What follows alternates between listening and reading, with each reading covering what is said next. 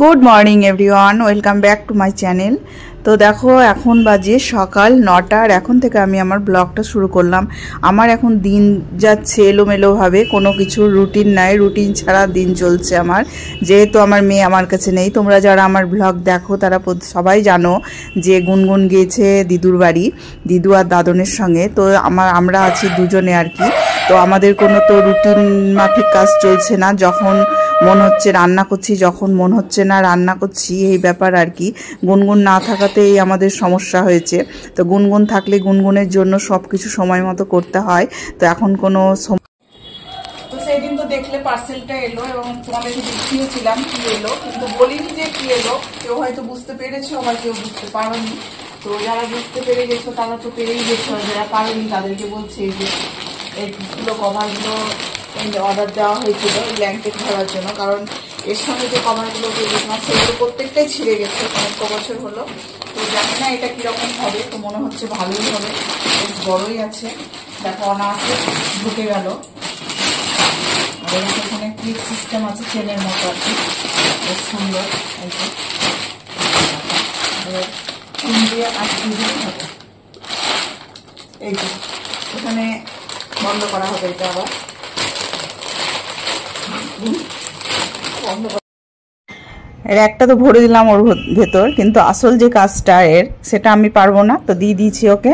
এবার ও করবে। প্রথমে ও চেনটা লাগিয়ে দিল, চেন না ঠিক চেনের মতনই ক্লিপ দেওয়া আছে। তারপরে যেটা এবার আসল কাজ শুরু হচ্ছে। দেখো অনেকটা সময়ও লাগবে আর একটু শক্তিও লাগবে।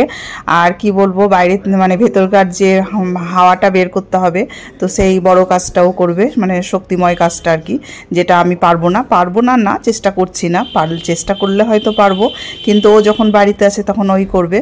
তো দেখো শুরু করে দিল। এবার তোমরা দেখতে থাকো। আজকের এলোমেলো ভিডিও হলো, তোমাদের ভালো লাগবে, খুব মজার ভিডিও, হাসির ভিডিও। সারাদিন এই সবই চলছে, রান্নাবান্না কিছু নেই আর কি। খাওয়া দাওয়া বলতে চিড়ে খেয়েছি একবার, দুপুরেও হয়তো ভাগ্যে চিড়েই আছে। তো যাই হোক, এখন বেলা 12টা পার হয়ে গেছে, 1:45 মতো বাজে। রান্নার কোনো প্রিপারেশনই নাই, এই সবই চলছে। জিনিসটা খুব সুন্দর, কিন্তু এইভাবে যদি প্রত্যেকবার বের করে এরকমভাবে হাওয়া দিতে হয় তাহলে তো মনে হয় আর করবেই না। নতুন বছর মানে নতুন বলে করছে আর কি, মানে এই বছরটা। তারপরের বার হয়তো তোমাদেরকে দেখাবো, ব্লগ যদি আমার কন্টিনিউ চলে হয়তো আমাকেই করতে হবে। ও প্রথম যেটা আনা হয় প্রথম খুব মন দিয়ে করে, তারপরের বার আমাকে ছেড়ে দেয়। তাই প্রথমবার আমিও ওকে ছেড়ে দিলাম, ভরে দিয়ে ছেড়ে দিলাম। এবার ও শুরু করুক। তো দেখো প্যাকেট থেকে সম্পূর্ণ হাওয়াটা বের করে নিচ্ছে বাইরে, তাহলে জিনিস ব্যাগ ভরার কাজ কমপ্লিট হলো। তারপরে রান্নাঘরে গিয়ে ভাত ডাল বসিয়ে দিলাম, কারণ খাওয়া দাওয়া তো করতেই হবে। তো তারপরে আবার একটা আমি অনলাইনে অর্ডার দিয়েছিলাম, রান্নাঘরের জন্যই দিয়েছিলাম। তো রান্নাঘরটা তো আমার ছোট, তোমরা জানো, মানে এত জিনিসপত্র মানে রাখার জায়গা পাচ্ছি না। তো একটা ছোট্ট একটা র্যাক অর্ডার দিয়েছিলাম। তো দেখি এটাই কিছুটা যদি রাখা যায় তাও অনেকটা সমস্যার সমাধান হবে। তো দেখো আমি এক হাতে ভিডিও করছি আর খুলতেই পারছি না। তারপরে ওকে দিয়ে দিলাম মোবাইলটা যে একটু ভিডিও করে দিতে, ওর স্নান হয়নি এখনও। তো যাই হোক, আমাকে ভিডিওটা করে দিচ্ছে আর আমি এটা খুলে তোমাদেরকে দেখাচ্ছি।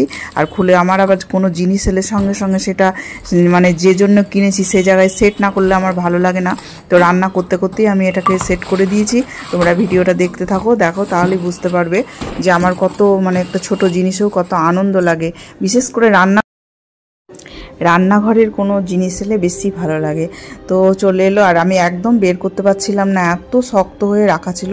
তারপরে ও আমাকে এটা বের করে দিল। তো আমি সঙ্গে সঙ্গে রান্নাঘরে নিয়ে গেলাম। দেখো বেশ ছোট্টর পরে জিনিসটা খুব সুন্দর। তো আমার রান্নাঘরে রেখে এত ভালো লাগছে, রান্নাঘরের লুকটাই চেঞ্জ হয়ে গেছে।